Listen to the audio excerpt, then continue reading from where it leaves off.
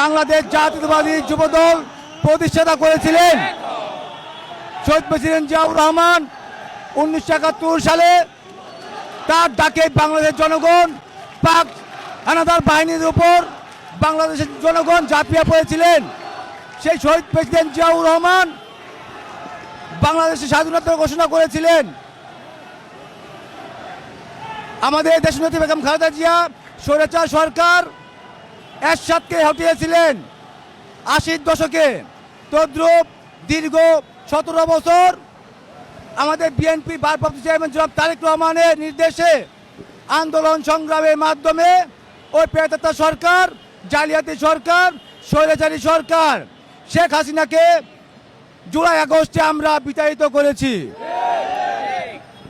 আরেকটি বিষয় সেটি হচ্ছে স্বৈরাচার এখনো পালিয়ে যায়নি। আরেকটি স্বৈরাচার এখনো বাংলাদেশে লুকিয়ে আছে লঙ্গির নিচে। তা হলো ওই জামাত ইসলাম বললে আমার নিজের কাছে লজ্জাবোধ মনে হয়।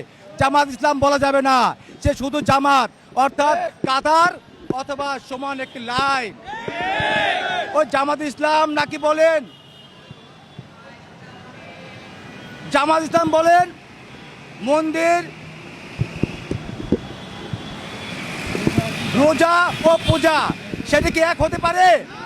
মুসলমানদের বড় ইবাদত হচ্ছে রমজান মাস, আর তারা বলে রোজা আর পূজা নাকি এক, মুদ্রার এ পিঠ আর ও পিঠ।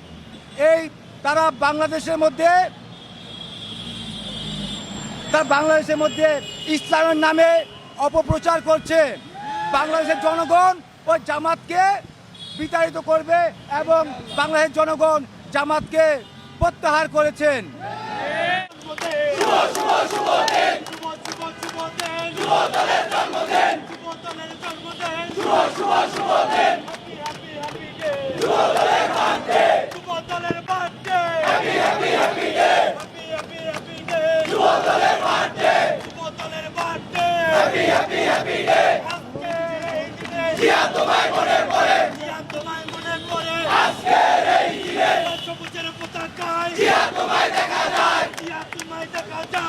সবুজের পতাকায়